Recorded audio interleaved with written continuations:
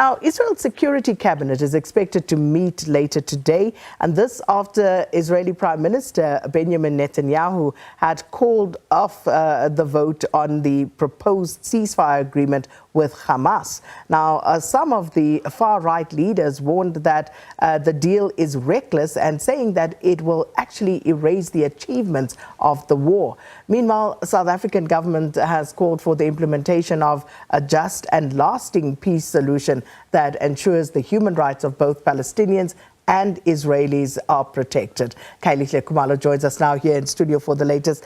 Kaya, this is, of course, what most people would have wanted, have been calling for the longest time.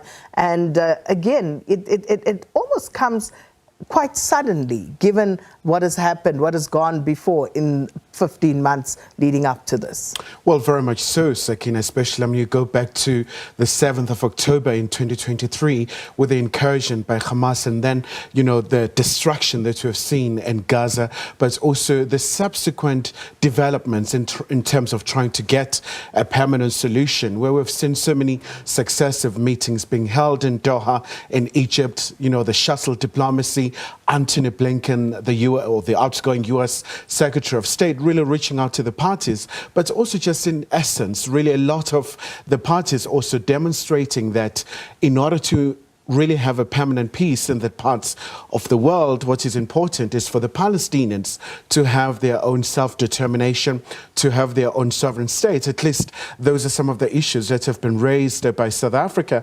But also a lot of people are really indicating that this is going to be a very fragile process because, as you know, that Sunday is going to be a very big day. But as you can see, that the rifts, the differences even within the cabinets of Netanyahu, where some leaders are really saying that this may really just be, just a reversal in terms of the gains, especially because one of the key goals for this war was to dismantle the military capability of Hamas. So these far-right leaders are saying that, well, Hamas can easily regroup and really just have a security threat for the state of Israel.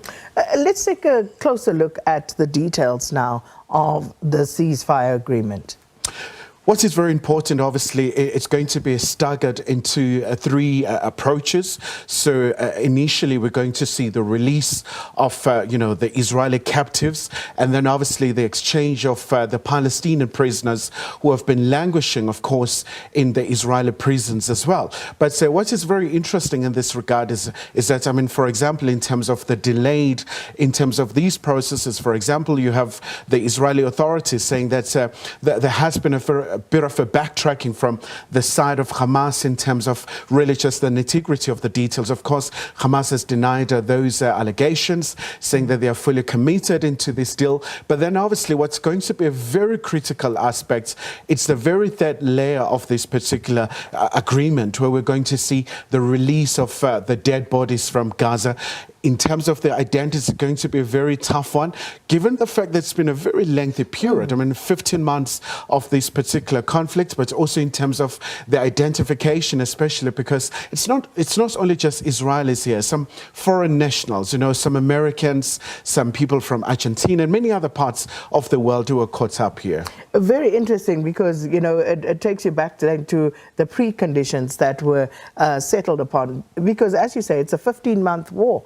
And pardon my ignorance, but my mind is boggling here in terms of when you look at the people, the bodies, as you say, the hostages that were taken after all of this.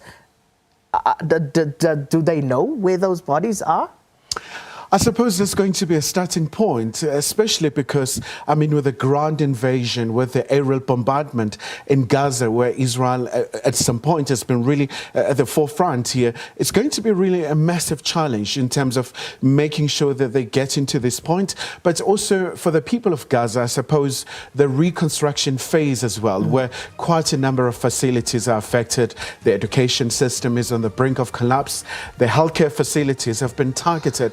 The religious institutions. So it's going to be really a massive task, but it remains to be seen whether they're going to have almost like a conference where they're going to get funds in terms of accelerating the reconstruction. So it's still going to be a very massive task, but also in terms of making sure that they do adhere to the ceasefire itself, especially because within hours of announcement, we've seen the intensification of the attacks in Gaza, but also we've seen quite a number of appeals from the humanitarian aid groups saying that really the aid is desperately needed in Gaza, but also for the Israeli authorities as well. Some parties within the coalition of government of Netanyahu, they do say that, for example, the Philadelphia corridor is going to be a very big issue for them in terms of getting to the bottom of this. Khayelihle Khumalo, thank you so much. And SABC reporter keeping an eye on those developments for us.